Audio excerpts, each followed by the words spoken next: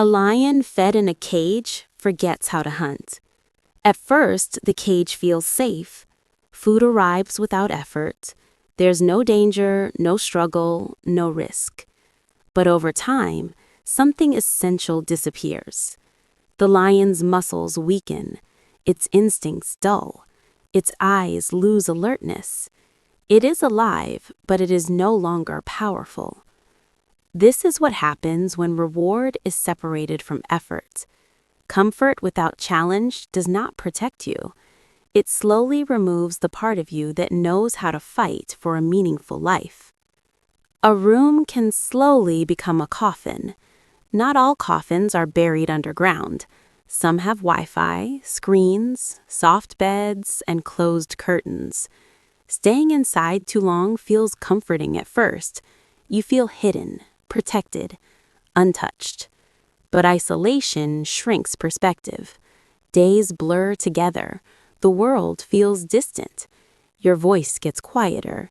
Your courage weakens. The room does not kill you suddenly. It waits. It convinces you that safety is the same as living, until one day you realize you have been surviving instead of participating. Food cannot fill a hole in the soul. Hunger is not always physical. Sometimes it is emotional. Loneliness, stress, emptiness. When food becomes the answer to every feeling, it stops being nourishment and becomes anesthesia. The momentary comfort fades quickly and the hole remains, bigger, heavier. You eat again, hoping this time it will work.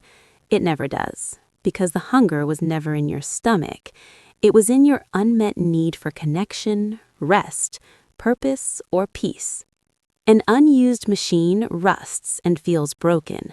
Machines are designed to move, to function, to carry load. When left unused, dust settles, rust spreads, parts stiffen. Eventually, the machine stops responding. From the outside, it looks broken, but it was not damaged by overuse. It was damaged by neglect. The same is true for the human body and mind. Lack of movement, challenge, and engagement creates stiffness. The problem is not that you are defective. The problem is that you stopped using what you were built for. A mind is a garden. What you plant grows. What you neglect becomes wild. Thoughts are seeds. Repeated thoughts become beliefs. Beliefs shape behavior. If you plant self-criticism, comparison, fear, and resentment, weeds take over. If you plant patience, clarity, and compassion, something different grows. Gardens do not fix themselves. They require attention. They require consistency.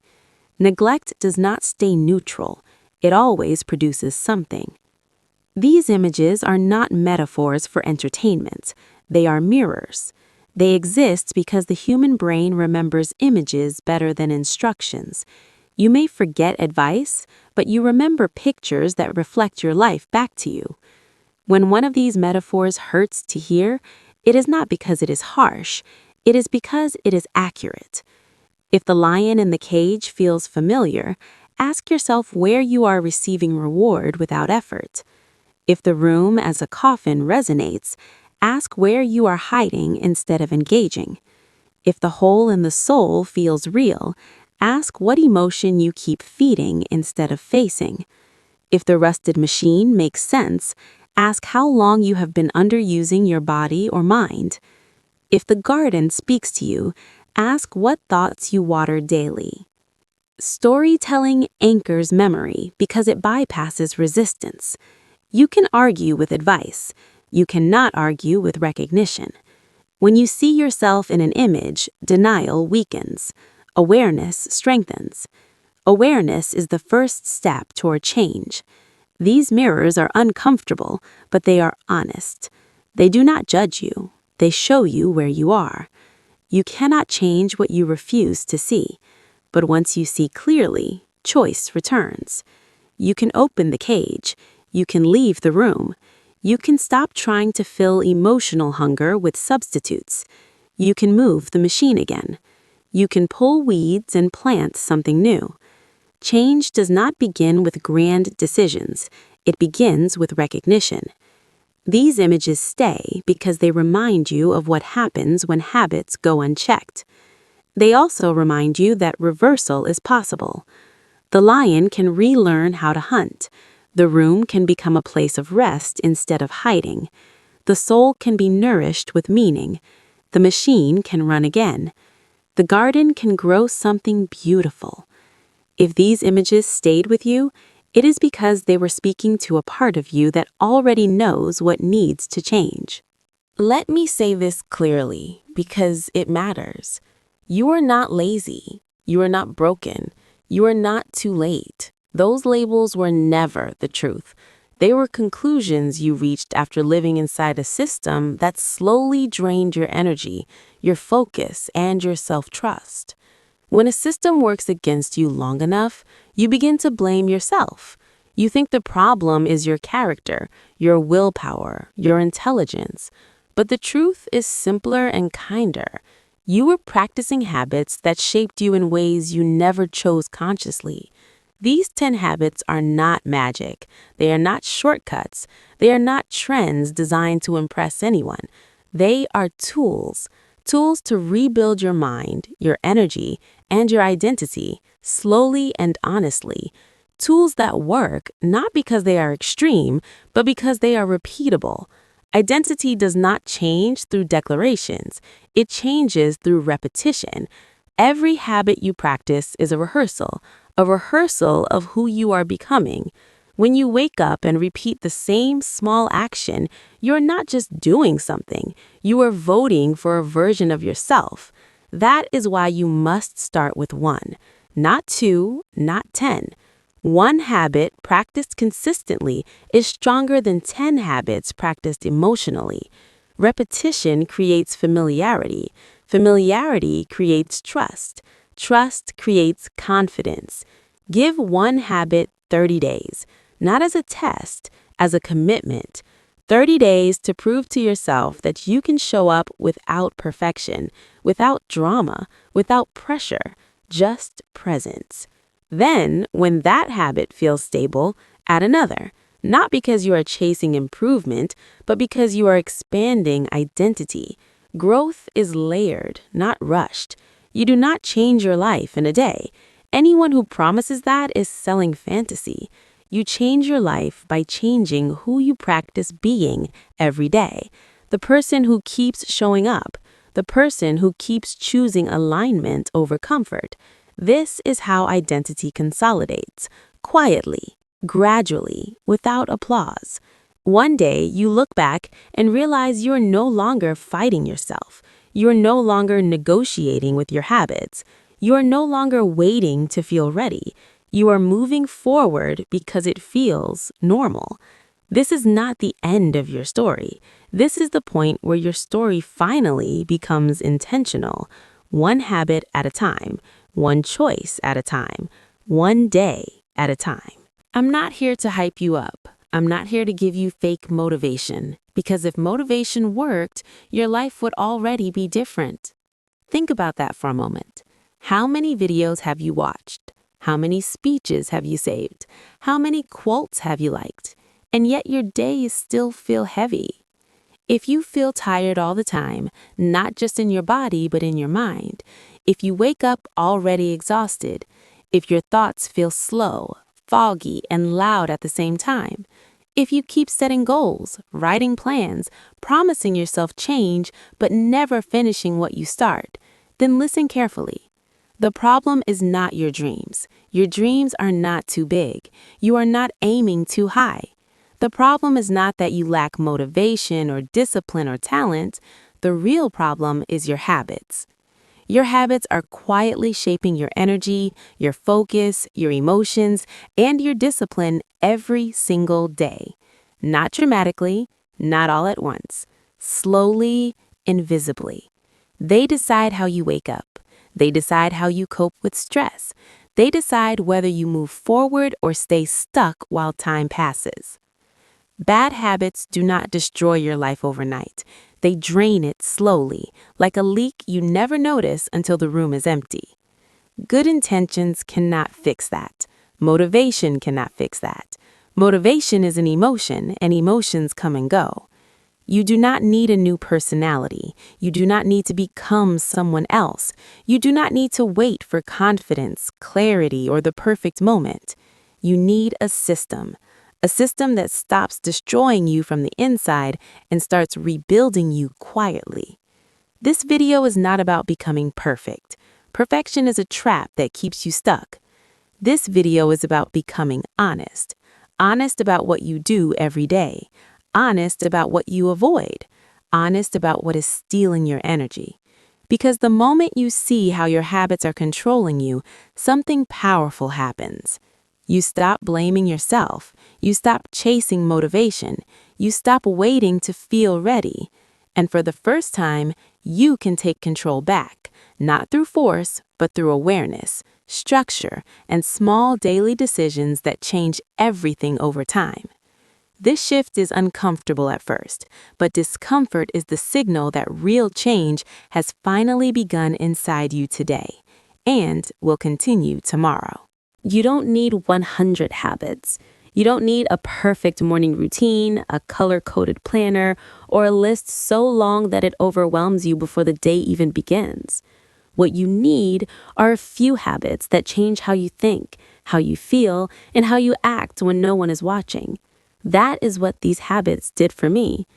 I didn't change overnight. There was no dramatic moment where everything suddenly made sense. I didn't wake up one morning disciplined, confident, and clear. I woke up tired. I woke up frustrated. I woke up feeling behind in my own life. And for a long time, I thought something was wrong with me. I felt lost, even when I had goals. I felt ashamed because I knew what I should do, but I couldn't make myself do it consistently. I felt stuck watching time pass while promising myself that tomorrow would be different. And every time tomorrow came, it looked exactly like yesterday. What I didn't understand back then is this. Habits are not just behaviors. Habits are identity systems. They quietly decide who you are becoming long before you notice the results. You don't rise to the level of your goals. You sink or grow to the level of your habits. At my lowest point, I didn't need motivation. I had plenty of motivation. I needed something else. I needed structure. I needed a system that worked even when I felt weak, tired, or confused. That was the moment I stopped trying to change my personality and started changing my habits. These habits didn't just fix my schedule.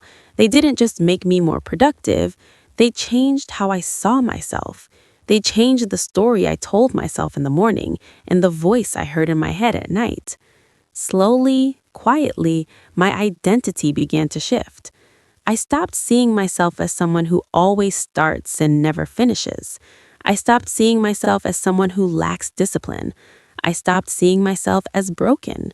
Not because I told myself positive affirmations, but because my actions gave me new evidence. Every small habit became a vote for a new version of me. Every day I showed up, even imperfectly, I proved something to myself. I proved that I could be consistent. I proved that I could tolerate discomfort. I proved that I could take responsibility without hating myself. Some of these habits were uncomfortable. They forced me to face parts of myself I had been avoiding. They removed distractions I was using to escape my thoughts. They exposed how undisciplined my mind actually was. That discomfort wasn't punishment, it was information. Some of these habits sounded almost too simple to matter. Things that didn't look impressive on social media. Things that didn't feel like big changes. But simplicity is what made them powerful. Simple habits are repeatable. Repeatable habits shape identity. This is something most people misunderstand. They think change comes from intensity, from big effort, from dramatic decisions. Real change comes from repetition, from boring consistency, from doing small things even when they don't feel exciting. This is not advice from a motivator who wants you to feel inspired for 10 minutes. Inspiration fades, energy fades, emotion fades. This is a blueprint from someone who had to rebuild their mind from zero on days when motivation was gone and discipline felt impossible. I am not telling you this from a place of superiority. I am telling you this from experience. I have been the person who knew better but didn't do better. I have been the person who felt ashamed of their own inconsistency. I have been the person who avoided silence because silence forced me to face myself.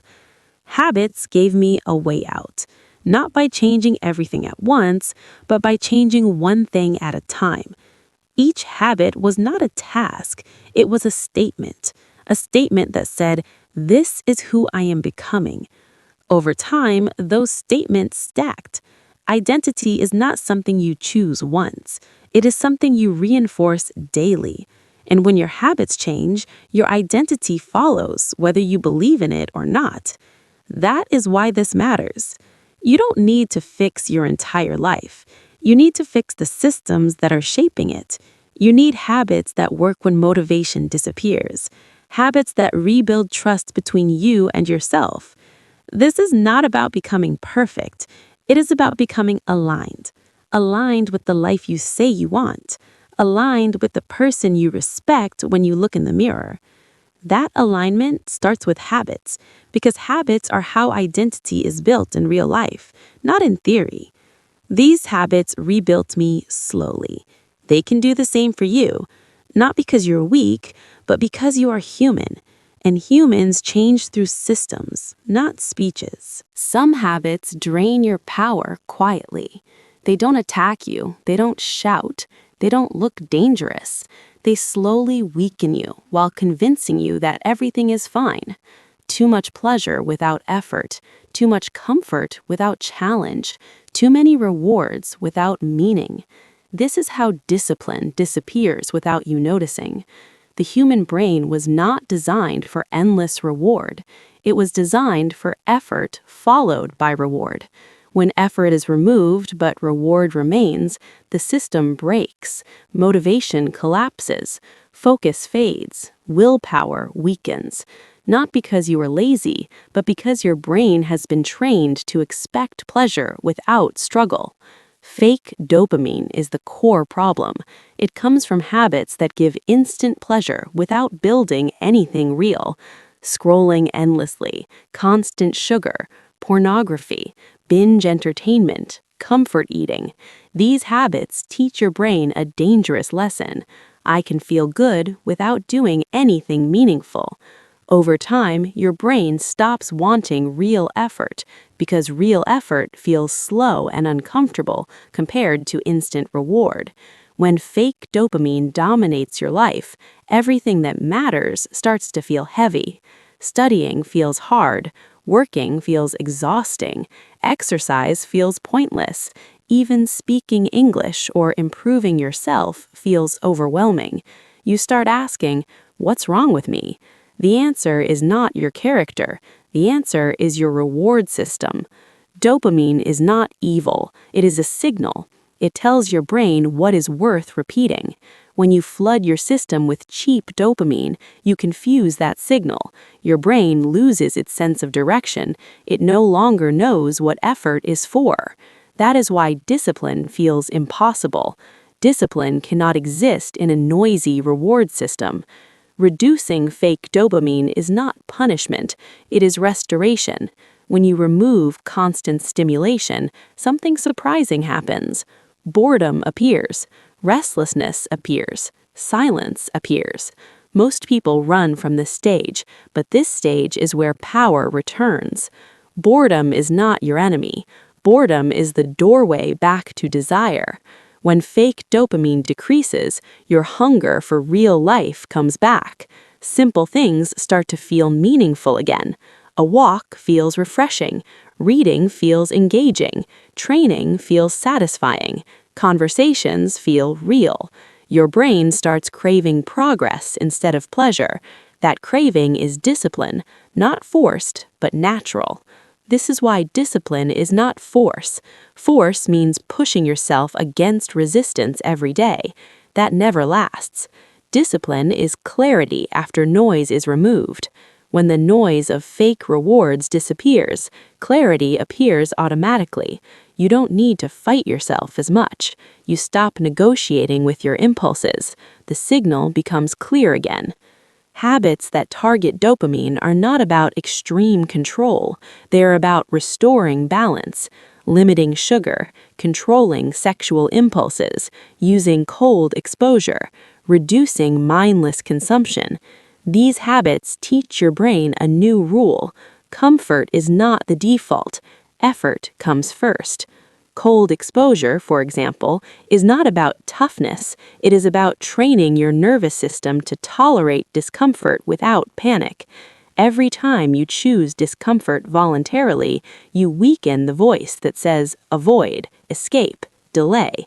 That voice is what kills discipline. Facing discomfort strengthens the part of you that chooses long-term reward over short-term pleasure. The same applies to sugar and stimulation. When you say no to constant sweetness, you are not depriving yourself. You are retraining your brain to feel satisfaction from stability instead of spikes. Stable energy beats emotional highs followed by crashes. Stable energy builds trust in yourself. Controlling sexual stimulation works the same way. Constant artificial reward disconnects effort from satisfaction. Reducing it reconnects desire with action. Your energy stops leaking. Your focus sharpens. Your confidence stabilizes, not because of guilt, but because your nervous system regains integrity. This system is uncomfortable at first. Your brain will resist. It will negotiate. It will look for excuses. That resistance is not failure. It is withdrawal from fake reward. Most people quit here because they think something is wrong. Nothing is wrong. This stage means the system is resetting.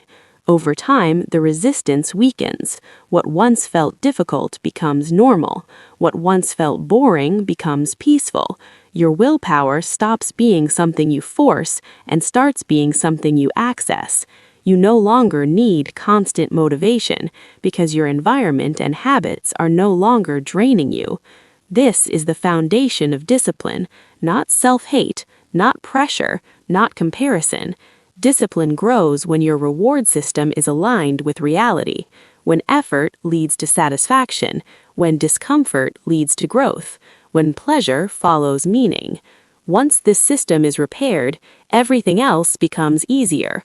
Learning feels possible. Speaking English feels less intimidating. Building habits feels natural. You are no longer fighting yourself all day. You are working with your biology instead of against it. This is why dopamine and discipline are inseparable. Fix the reward system and discipline returns. Not loudly, not dramatically, quietly, steadily. As clarity replaces noise and real hunger replaces artificial pleasure, you begin to feel something you may not have felt in a long time. Grounded motivation. Not excitement, not hype. Real readiness to build a life that requires effort and gives meaning in return. You are not broken. You are undermoved. That distinction matters more than most people realize. When life feels heavy, when motivation disappears, when your mind feels foggy and slow, the first assumption is always psychological. People think something is wrong inside their head. In reality, something is missing in their body. Staying inside too long shrinks your world. The walls close in slowly. The ceiling feels lower. Your thoughts start looping because there's nothing external to interrupt them. When your environment becomes small, your thinking becomes small too. This is not weakness, it is biology. Not moving your body numbs your emotions. The human nervous system was designed for motion. Walking, standing, lifting, breathing deeply, feeling temperature, feeling gravity. When movement disappears, emotional signals lose their outlet. Stress has nowhere to go. Anxiety has no release. Sadness settles and becomes heavy instead of flowing through. When you step outside, something subtle but powerful happens. Light hits your eyes. Air fills your lungs differently. Sounds arrive from unpredictable directions. Your body receives new information. That information tells your brain something important. Life is happening right now. Walking is not just exercise. Sweating is not just calorie burning. Breathing deeply is not just oxygen intake. These are signals. Signals that reset your nervous system. Signals that tell your brain it does not need to stay in survival mode. Movement is not fitness. Fitness is a modern concept. Movement is ancient. Humans moved long before they trained. They walked to survive. They lifted to build. They ran to protect themselves. Movement was not optional, and because of that, the nervous system learned stability through motion. Today, many people live almost completely still, sitting, scrolling, lying down, repeating. The body interprets this stillness as danger. Stillness without safety signals tells the brain to stay alert. That alertness becomes anxiety. Over time, anxiety becomes exhaustion. When you move your body intentionally, you send a clear message. I am alive. I am here. I am not hiding. This message is more powerful than positive thinking. The body believes action more than words. This is why movement improves mood faster than motivation. You do not need to feel ready to move. You move first and readiness follows. Energy is not something you wait for. Energy is something you generate through motion. Sweat releases stored tension. Breathing deeply stimulates calm. Repetitive movement organizes chaotic thoughts. This is not metaphor. This is physiology. The brain changes when the body changes. Leaving the house daily is not about productivity. It is about orientation. When you see other people, trees, streets, animals, sky, your brain remembers scale. Your problems shrink to their proper size. You stop being the center of every thought. Many people believe they are depressed when they are actually disconnected from movement. This does not mean depression is not real. It means movement is part of healing, not a reward after healing. You do not need a gym. You do not need perfect conditions. You need consistency. Walking, stretching, climbing stairs, carrying groceries, dancing alone, standing in sunlight. These are not small actions. They are nervous system resets. Your body is not a machine you use. It is the environment your mind lives in. If the environment is stagnant, the mind becomes stagnant. If the environment moves, the mind adapts. Movement builds trust. Each time you move despite resistance, you prove to yourself that you can act without overthinking. That trust slowly replaces self-doubt. Confidence grows not from success, but from showing up physically. This system works quietly. There is no dramatic breakthrough. There is a gradual return of clarity. Thoughts become less sharp. Emotions become less overwhelming. Energy becomes stable instead of spiking and crashing. The body leads, the mind follows. This order matters. When you respect it, change stops feeling like a battle and starts feeling like alignment. You are not broken. You are undermoved. Give your body movement, and it will give your mind space to breathe again. Some habits are not about pleasure. They are about avoiding pain. This is one of the hardest truths to accept because it forces honesty. Food becomes comfort. Distraction becomes escape. Entertainment becomes anesthesia. These habits are not chosen because life feels good. They are chosen because something inside feels uncomfortable, empty, tense, or unresolved. Most people are not overeating because they are hungry. They are eating because they are lonely, stressed, bored, overwhelmed, or emotionally exhausted. Food is easy. It does not argue. It does not reject you. It does not ask questions. It gives immediate relief, even if that relief is temporary. Distraction works the same way. Endless scrolling, videos, noise, and stimulation are not about enjoyment. They are about silence avoidance. Silence forces awareness. Awareness brings feelings. Feelings require courage, so distraction becomes the shortcut. But pain that is not faced does not disappear, it only waits. It waits patiently beneath the surface, growing heavier with time. When the stimulation ends, the pain returns, often stronger than before. That is why numbing behaviors repeat. Relief fades quickly, and the mind demands another escape. This cycle creates shame. You promise yourself control. You break the promise. You criticize yourself. The criticism increases pain. The pain increases the need to numb. This loop has nothing to do with weakness. It is a nervous system trapped in survival mode. Healing does not begin with control. It begins with listening. When you stop numbing yourself, you start hearing what your body and mind are trying to say. At first, this feels uncomfortable.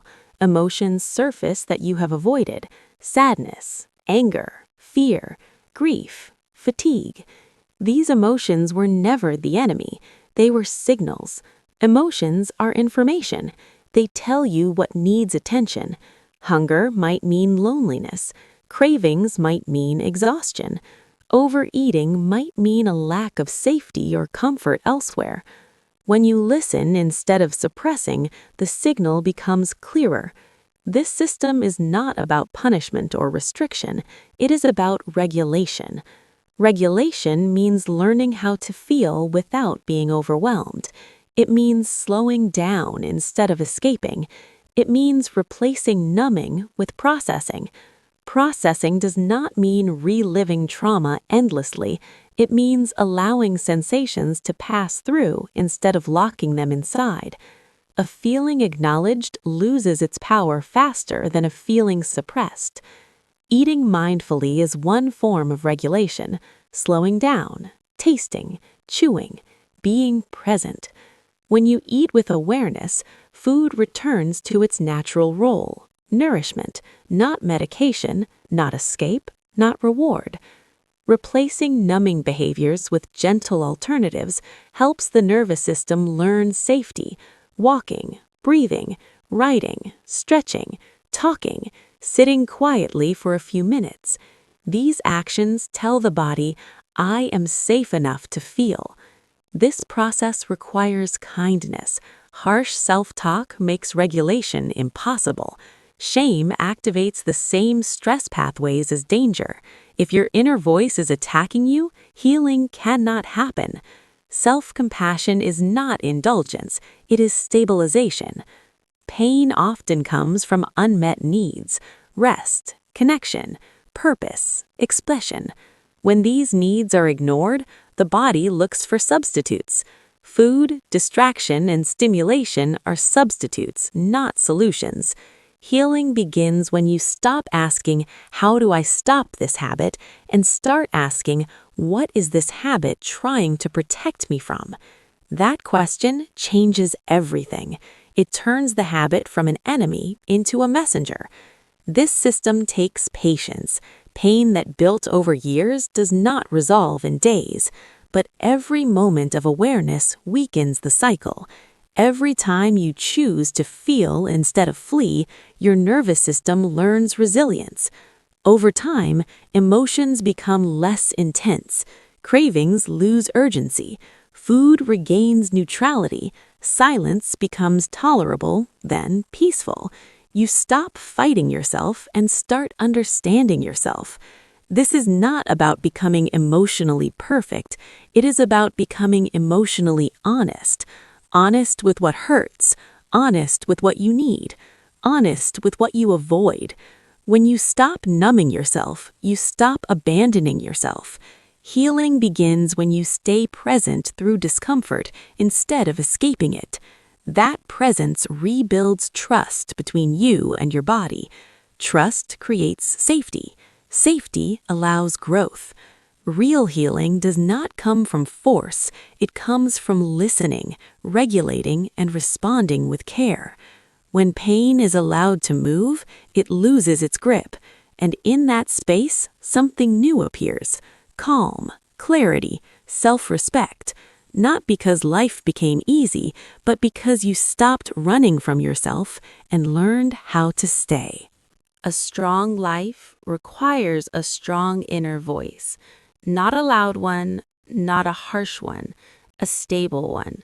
The kind of voice that does not panic when things go wrong, the kind that does not disappear under pressure, the kind that can slow down, think clearly, and choose direction instead of reacting emotionally. Most people do not suffer because they lack intelligence. They suffer because their inner voice is chaotic. It jumps to conclusions. It exaggerates threats. It criticizes without mercy. It reacts before it understands.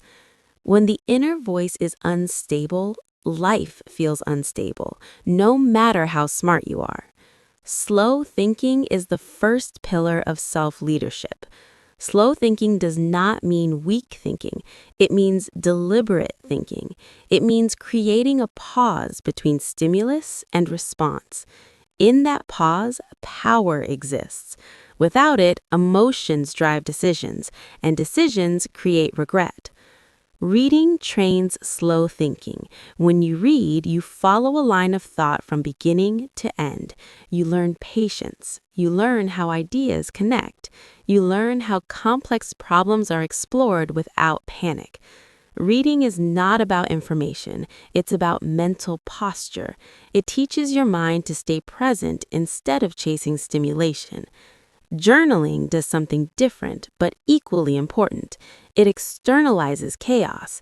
Thoughts that feel overwhelming in your head become manageable on paper. Writing turns emotion into language, and language creates distance. That distance allows understanding. You stop being trapped inside your thoughts and start observing them. Problem-solving habits such as math or logic exercises train clarity under pressure. They teach you to break problems into steps instead of reacting emotionally. Life problems are rarely solved by intensity. They are solved by structure. Problem-solving trains your brain to trust process over panic. Self-compassion is the most misunderstood habit in self-leadership. Many people believe being kind to yourself makes you weak. The opposite is true. Harsh self-talk destabilizes the nervous system. It creates fear, shame, and avoidance. A kind inner voice creates safety. Safety allows learning. Learning allows growth. Kind thinking does not mean avoiding responsibility. It means separating behavior from identity. You can correct mistakes without attacking yourself. Leaders do not lead by humiliation. They lead by clarity and correction. You must lead yourself the same way. These habits do not make you smarter overnight. They make you stable. Stability is underrated. A stable mind can handle pressure. A stable mind can sit with uncertainty. A stable mind can wait instead of rushing into poor decisions. When your thinking slows down, emotions become intelligible. Anger reveals boundaries. Sadness reveals loss. Fear reveals risk. Instead of suppressing emotions or being controlled by them, you learn from them. Emotion turns into information. Information turns into direction. Reaction is automatic. Leadership is intentional. Reaction says, I feel, therefore I act. Leadership says, I feel, therefore I observe, then I choose. That difference changes everything. Most people live reactively because their thinking environment is noisy. Constant input, constant judgment, constant comparison.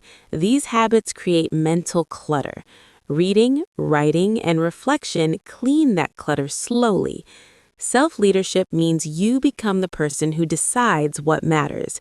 You stop outsourcing your thinking to algorithms, trends, and emotions. You build an internal compass.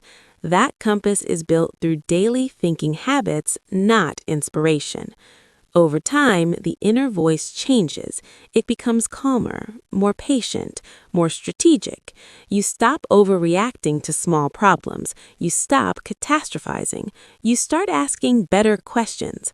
This system compounds quietly. One page read, one page written, one problem solved, one kind sentence to yourself. These actions do not look dramatic, but they reshape how you respond to life. A leader is not someone who controls others. A leader is someone who can direct themselves. Thinking habits create that ability. They turn confusion into clarity. They turn fear into focus. They turn emotion into wisdom. You do not need to become perfect. You need to become present. Present with your thoughts, present with your patterns, present with your choices. When thinking becomes stable, life becomes navigable. You stop reacting to every emotion. You start choosing direction. That is self-leadership. Not dominance, not control. Direction. And when you can direct yourself, even slowly, you become someone you trust. That trust is the foundation of confidence, discipline, and long-term change.